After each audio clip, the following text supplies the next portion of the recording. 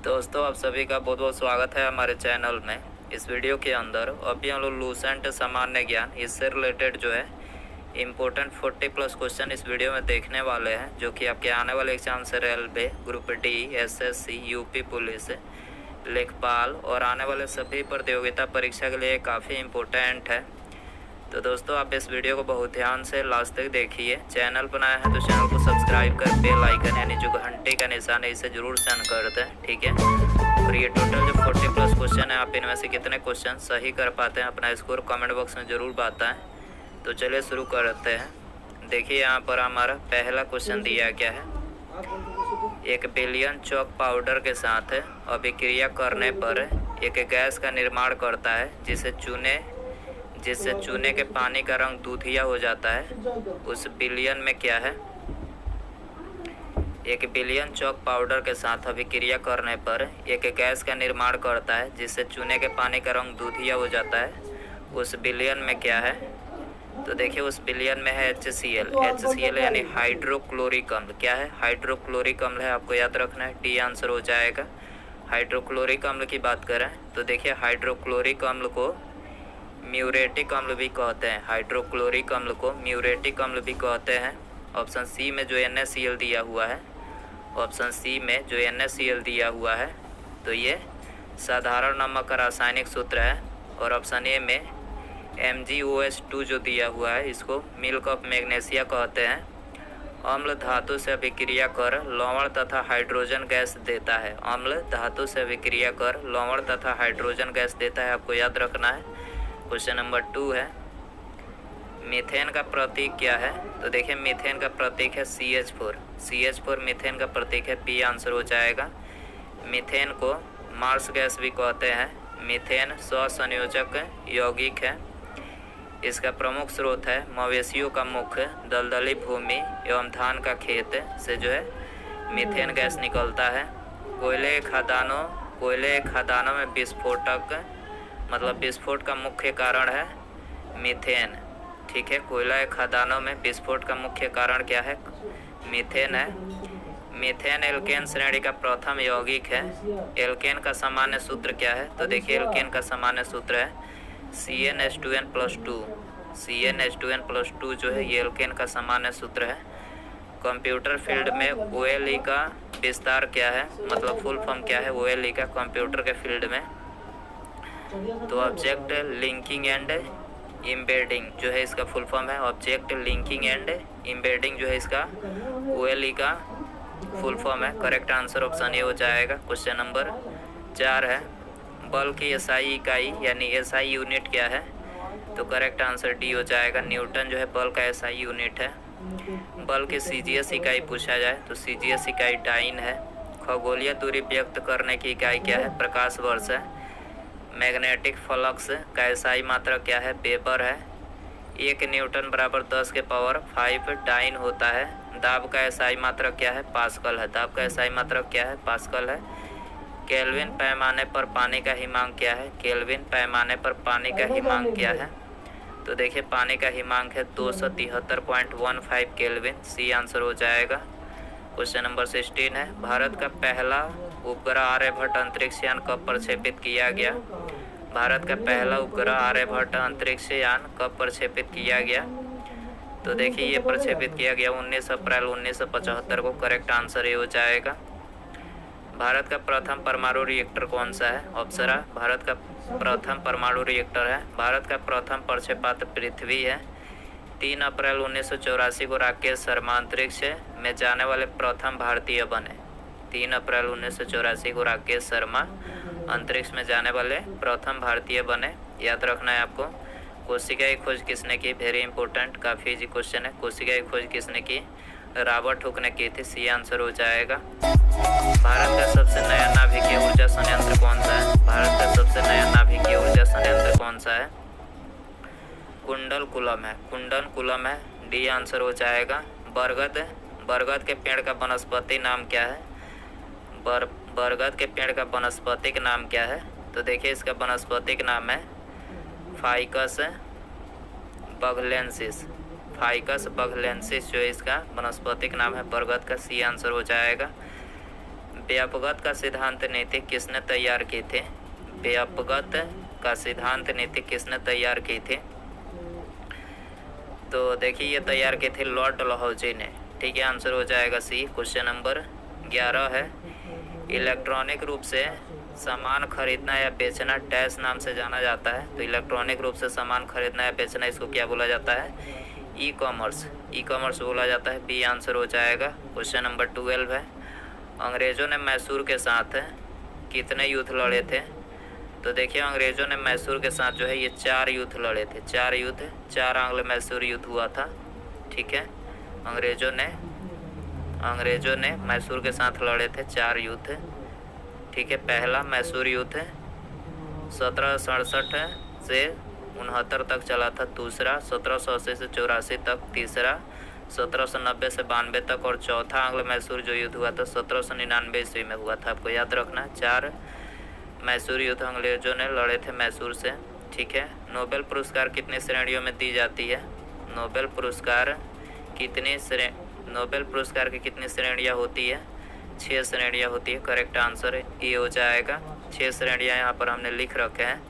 साहित्य के क्षेत्र में 19 से 1 से दिया जा रहा है। भौतिकी के क्षेत्र में इसमें भी 19 से 1 से दिया जा रहा है। रसायन के क्षेत्र में 19 से 1, इसमें भी 19 से 1 से दिया जा रहा है। चिकित्सा विज्ञान में 19 से 1 से दिया जा रहा है। शांति के क्षेत्र में 19 से 1 से दिया जा रहा है। और अर्थशास्त्र के क्षेत्र में 1969 से दिया जा रहा है। आपको याद रखना है। फेसबुक के संस्थापक कौन है? फेसबुक के संस्थापक कौन है? Mark Zuckerberg. फेसबुक के संस्थापक कौन है? Mark Zuckerberg. ठीक है, और इसका भी हाल ही में नाम जो है चेंज किया गया है, मेटा जो है इसका भी हाल ही में इसका नाम बदलकर मेटा रखा गया है। आपको याद रखना है। माइक्रोसॉफ्ट के संस्थापक पूछा जाए, बिल गेट्स है। ईमेल के आविष्कारक रे टॉमलिंसन, ईमेल के आविष्कारक हैं। यूट्यूब के संस्थापक पूछा जाए, जावेद करीम, चार्ड हले और स्टीव चेन। ठीक है, इन्होंने यूट्यूब की स्थापना की थी। वर्ल्ड वाइड वेब WWW के आविष्कारक टिम बर्नर्स-ली है। याद रखना है। स्वच्छ भारत मिशन कब शुरू किया गया था? स्वच्छ भारत मिशन 2 अक्टूबर 2014 को शुरू किया गया था। करेक्ट आंसर ये हो जाएगा। दहेज प्रतिषेध अधिनियम कब लागू किया गया था? तो ये लागू किया गया था 1961 में।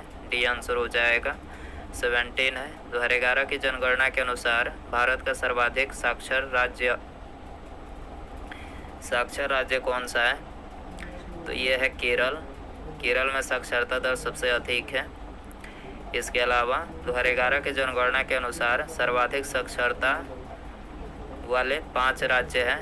सबसे ज़्यादा जो साक्षरता वाला राज्य है वो है केरल, इसमें 94% साक्षरता दर है। मिजोरम उसके बाद है 91.3% साक्षरता दर। गोवा में 88.71%, त्रिपुरा में 87.2%, हिमाचल प्रदेश में 82.8% है साक्षरता दर। भारत का न्यूनतम जनसंख्या वाले राज्य भी यहाँ पर हमने लिखे हैं। भारत के न्यूनतम जनसंख्या वाले राज्य, तो सबसे कम जनसंख्या बिहार में 63.82% है। उससे ज़्यादा जो है अरुणाचल प्रदेश में 65.4% है। उससे ज़्यादा राजस्थान में 66.1%। झारखंड में उससे ज़्यादा है 66.4%। याद रखना है। 2011 की जनगणना में भारत का साक्षरता दर 74.0% है। भारत की साक्षरता दर 74.0% है 2011 के जनगणना के अनुसार। कोलेरू झील किस भारतीय राज्य में स्थित है? कोलेरू झील किस भारतीय राज्य में स्थित है? आंध्र प्रदेश में। सी आंसर हो जाएगा। प्रमुख झील और उनके राज्य यहाँ पर हमने लिख रखे हैं। पेरियार झील केरल में है, लोनार झील महाराष्ट्र में है, चिल्का झील उड़ीसा में है, हुसैन सागर झील आंध्र प्रदेश में है, डिडवाना झील राजस्थान में है, लोकटक झील मणिपुर में है, पुलिकट झील तमिलनाडु में है, खुरपाताल झील उत्तराखंड में है। याद रखना है। कौन बच्चे को जन्म देते ही मर जाता है? कौन बच्चे को जन्म देते ही मर जाता है? तो बिच्छू जो है बच्चे को जन्म देते ही मर जाता है। बी आंसर हो जाएगा। गदर पार्टी के सह संस्थापक कौन थे? गदर पार्टी के सह संस्थापक लाला हरदयाल थे। बी आंसर हो जाएगा। 1931 में निम्नलिखित में से कौन इंडियन नेशनल कांग्रेस के अध्यक्ष थे? तो 1931 में जो है ये वल्लभ भाई पटेल, सरदार वल्लभ भाई पटेल जो थे ये इंडियन नेशनल कांग्रेस के अध्यक्ष थे। पी आंसर हो जाएगा। सार्क में कितने सदस्य देश हैं? सार्क में कितने सदस्य देश हैं? 8 सदस्य देश हैं। बी आंसर हो जाएगा। सार्क की बात करें तो सार्क का पूरा नाम है, मतलब इसका फुल फॉर्म है the south Asian association for regional cooperation. The south Asian association for regional cooperation जो है इसका फुल फॉर्म होता है। सार्क की स्थापना 8 दिसंबर 1985 को हुआ था। सार्क का सचिवालय काठमांडू में स्थित है। सार्क का सदस्य देश है भारत, पाकिस्तान, बांग्लादेश, भूटान, नेपाल, श्रीलंका, मालदीव और अफगानिस्तान। टोटल 8 देश जो है सार्क में है। भारत, पाकिस्तान, बांग्लादेश, भूटान, नेपाल, श्रीलंका, मालदीव और अफगानिस्तान आपको याद रखना है। सार्क का 8वां देश कौन सा है? अफगानिस्तान है। सार्क का प्रथम शिखर सम्मेलन 1985 ईस्वी में ढाका में आयोजित हुआ था, याद रखना है। भारतीय राष्ट्रीय कांग्रेस का पहला अधिवेशन कब किया गया था? तो पहला अधिवेशन जो है दिसंबर 1885 में किया गया था। डी आंसर हो जाएगा। कांग्रेस की स्थापना 28 दिसंबर 1885 ईस्वी में बॉम्बे के गोकुलदास तेजपाल संस्कृत महाविद्यालय में किया गया था।